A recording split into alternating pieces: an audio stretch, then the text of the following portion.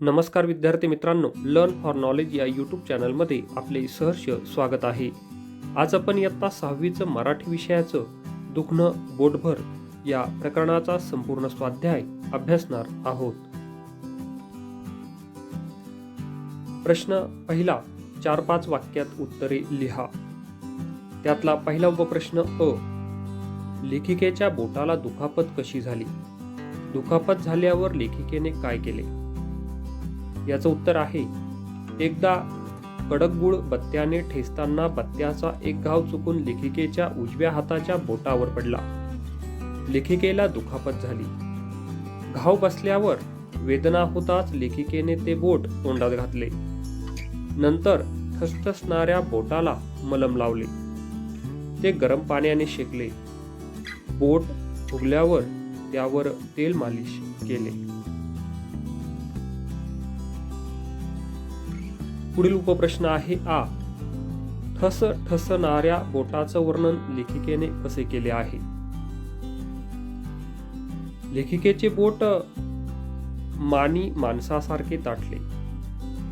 त्याचा ताठा कमी व्हावा म्हणून गरम पाण्याने शेकले. तर त्याने मोडेन पण वाकणार नाही हा मराठी बाणा दाखवला. ते रागाने हुप्प होऊन फुगून बसले. शेवटी टम्म झालेल्या बोटावर मालिश करून सुद्धा ते टससे मस झाले नाही.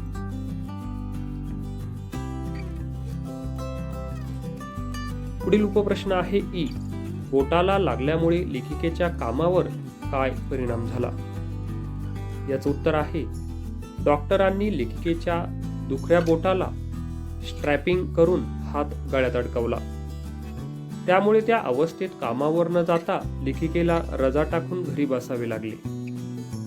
उजवा हात जायबंदी झाल्यामुळे डाव्या हाताने विंचरणे, पकडणे, ढवळणे, शिवणे, लिहिणे ही कामे जमत नव्हती.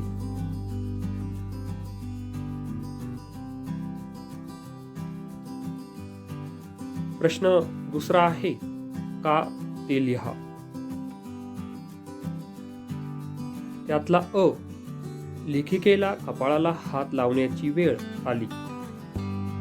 याचं उत्तर आहे, दुखऱ्या बोटावर 3 महिने झालेला खर्च, गेलेला वेळ व वायफळ चर्चा यामुळे लेखिकेला कपाळाला हात लावायची वेळ आली.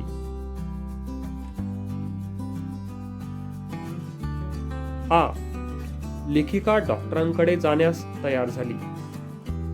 का तयार झाली? याचं उत्तर आहे, लेखिकेने दुखऱ्या बोटावर अनेक घरगुती इलाज केले, पण बोट बरे होईना.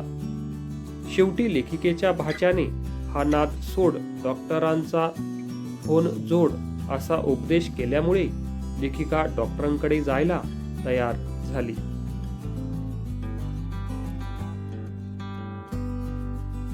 ई.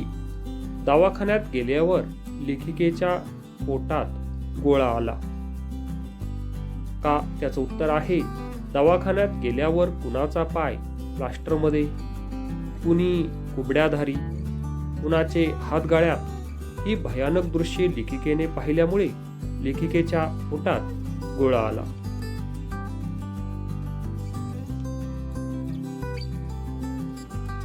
पुढे ई. दवाखान्यातून लेखिका जड अंतःकरणाने घरी परतली. त्याचं उत्तर आहे, डॉक्टरने लेखिकेच्या दुखऱ्या बोटावर स्ट्रॅपिंग केले. त्या प्रकारात आजूबाजूचे बोटे ताणून बांधून हात गळ्यात अडकवला. त्यामुळे जड झालेल्या हाताने व खर्च झाल्याने पर्स हलकी झाल्यामुळे लेखिका दवाखान्यातून जड अंतःकरणाने घरी परतली.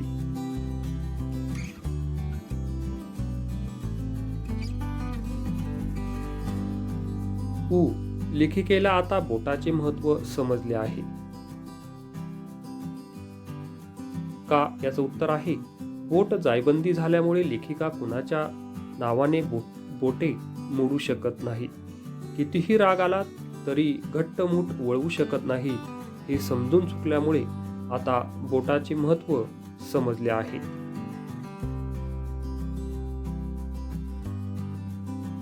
आपणास जर हा व्हिडिओ आवडत असेल तर लाईक करा, चॅनेलला सबस्क्राईब करा. प्रश्न तिसरा, तुमच्या वर्गमित्राला दुखापत झाली तर तुम्ही त्याला कशी मदत कराल? याचं उत्तर आहे, वर्गमित्राला झालेली दुखापत गंभीर स्वरूपाचे असेल तर आमच्या विज्ञान विषयात सांगितलेले प्रथमोपचार करून त्याला दवाखान्यात नेण्यास मदत करू. दुखापत गंभीर स्वरूपाचे नसेल तर त्याला एकटे न राहू देता सतत विनोद करून हसवत राहू की जेणेकरून त्याला वेदनांचे विस्मरण होईल.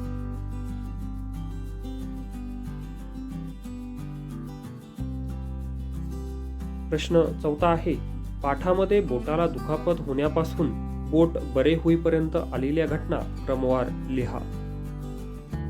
याचं उत्तर आहे, पत्त्याचा घाव बोटावर वर्मी बसला, वेदना सहन न होऊन बोट तोंडात घातले, इतरांचे टोमणे व वायफळ चर्चा, ठसठसणे कमी व्हावे म्हणून मलम लावले, गरम पाण्याने शेकले, तेल मालिश केले, भाचेच्या उपदेशाने डॉक्टरकडे गेल्या, डॉक्टरने स्ट्रेपिंग करून हात गळ्यात अडकवला, डाव्या हाताने काम करता येईना, स्ट्रेपिंग निघाल्यावरही गोळ्या घेणे सुरूच, बोटांचे व्यायाम सुरू आणि कामावर हजर.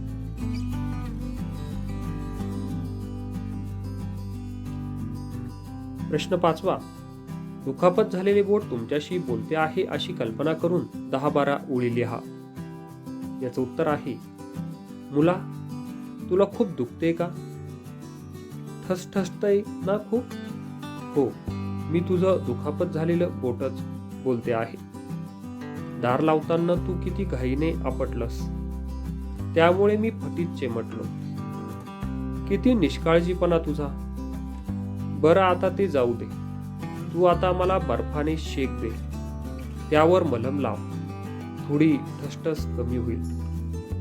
पण हो, संध्याकाळी डॉक्टरकडे जा, त्यांना दाखव, ते औषध देतील, माझ्यावर मलमपट्टी करतील, गोळ्या नियमित घे, बघ मी लवकर बरे होईन. मग याच बोटांनी तू वहीत लिही.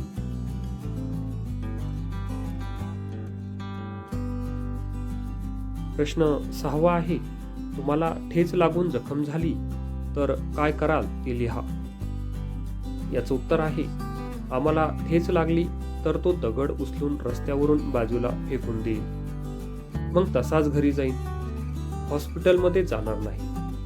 घरी आईच माझ्या पायाला काहीतरी लावून देईल, तिला असे बरेच उपचार ठाऊक आहेत. नंतर हळूहळू बरा होईल. चालताना नीट पाहून चालावे, हा धडा मी यापासून शिकेन आणि तसा वागेन.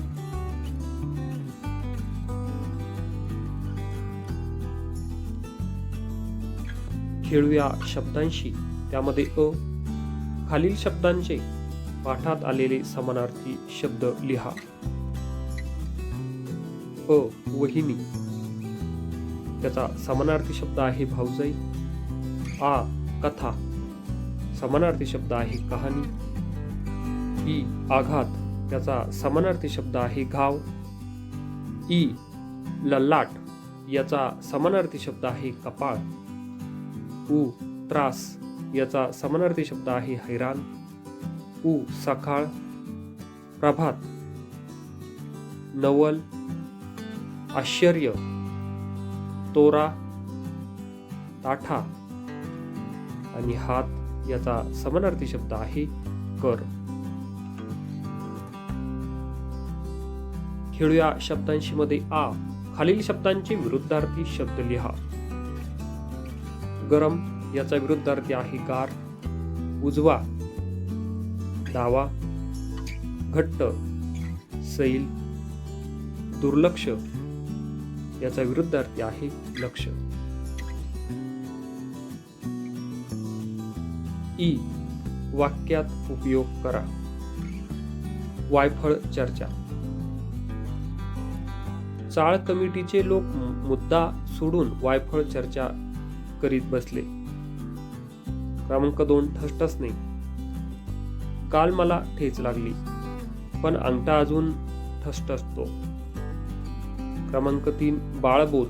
सुहासचे अक्षर अगदी बाळबोध आहे. जड अंतःकरण. आईवडिलांनी जड अंतःकरणाने नीलूला सासरी धाडले. बट्ट्याबोळ. सततच्या तुफान पावसामुळे शेतातल्या रोपांचा बट्ट्याबोळ झाला. हत्तीच्या पावलांनी येणे. सुनंदाचा अंगातला ताप हत्तीच्या पावलांनी आला. मुंगीच्या पावलांनी जाणे. राजूचा आजार मुंगीच्या पावलांनी गेला. जायबंदी. कारगिलच्या लढाईत अनेक सैनिक जायबंदी झाले. त्यानंतर ई. हा नाद सोड, डॉक्टरांना फोन जोड यासारखे यमक जुळून खालील वाक्य लिहा. अ. त्याचा खिसा गरम, महिना अखेरीस झाला नरम. आ. मोडेन पण वाकणार नाही, ऐट कधी सोडणार नाही. ई. बोटभर दुखणं, हातभर कन्न. ई. मनावरचा उतरला ताण, नाही होणार हैराण. उ. हाडबीड यासारखे अवयवांवर आधारित जोड शब्द लिहा. याचं उत्तर आहे हातपाय, पाठ, पोट, केसबीस आणि डोळेबिळे. उ. गप्प, हुप्प, टम्म यासारखी जोडाक्षरे लिहा. याचं उत्तर आहे नक्की, गप्प, अख्खी, ढिम्म, गच्च, ठिया, गट्टी, किल्ला, चिठ्ठी, वा, कुड्डी, इश्य, अण्णा.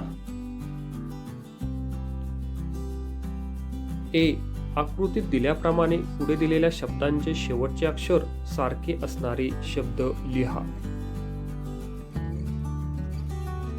आता आकृतीमध्ये ज्याप्रमाणे गोळा, मोळा, सोळा, घोटाळा, मोकळा, भोपळा, ढोकळा, गोपाळा, तोळा हे शब्द दिलेले आहेत त्याप्रमाणे आपल्याला शब्द लिहायचे आहेत.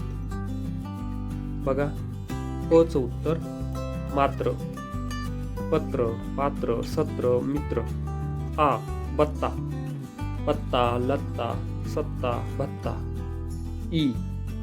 पळ, छळ, मळ, फळ, कळ, गर्दी, सर्दी, वर्दी, जर्दी, दर्दी, साडी, माडी, गाडी, काडी आणि खाडी. ऐ. पोट याप्रमाणे हात व पोट यावर आधारित वाक्प्रचार व म्हणी लिहा. आता बोट. तोंडात बोट घालणे, बोट ठेवणे, बोटा एवढा असणे, बोटे मोडणे. आता हात. हात कपाळाला लावणे, हात दाखवणे, हात देणे, हातावर तुरी देणे. पोट. पोटात गोळा येणे, पोटात शिरणे, पोटशूळ उठणे आणि पोटात घेणे.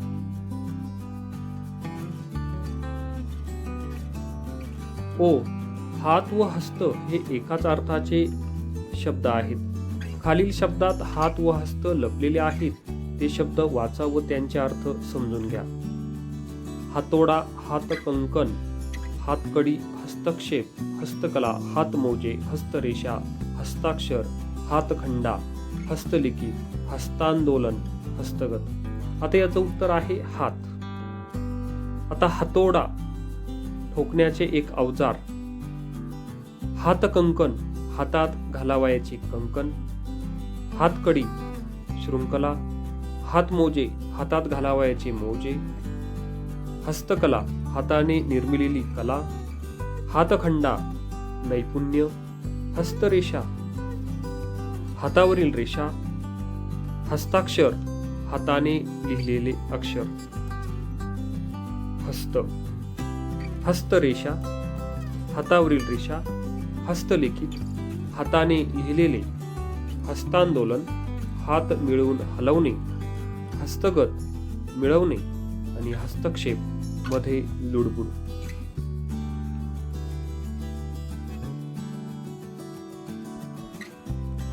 अ. या पाठातील विनोदी वाक्य शोधून लिहा. याचं उत्तर आहे, आता पोटात गेलेल्या गोळ्यांना पोट बरं करायचं की पोट हेही कसं काय समजत असावं. क्रमांक 2, कळ लागल्यामुळे आणि बोट वळवायची नसल्यामुळे मी आपली नुसतीच कळ वळायची. क्रमांक 3, आणखी थोड्या गोळ्यांची फैर झडली. आ. पाठातील बोट या शब्दासाठी आलेली विशेषणे खालील आकृतीत लिहा. आता बोटासाठी आलेली विशेषणे आहेत टम्म, ठसठसणारे, उजवे आणि एकच.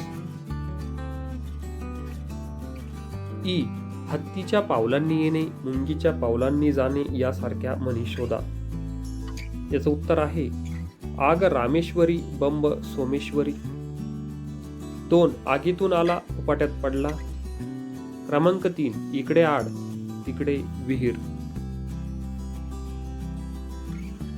पुढील क्रियापदे सकर्मक की अकर्मक ते ओळखा व रिकाम्या जागेत लिहा. क्रमांक 1, आई भाकरी करते, सकर्मक. क्रमांक 2, गणेश रस्त्यात पडला, अकर्मक. उद्या दिवाळी आहे, अकर्मक. अनुराधा पत्र लिहिते, सकर्मक. सुरेखाचे डोके दुखते, सकर्मक. गायी झाडाखाली बसल्या, अकर्मक. अशा प्रकारे विद्यार्थी मित्रांनो, आज आपण दुखणं बोटभर या प्रकरणाचा संपूर्ण स्वाध्याय अभ्यासला आहे.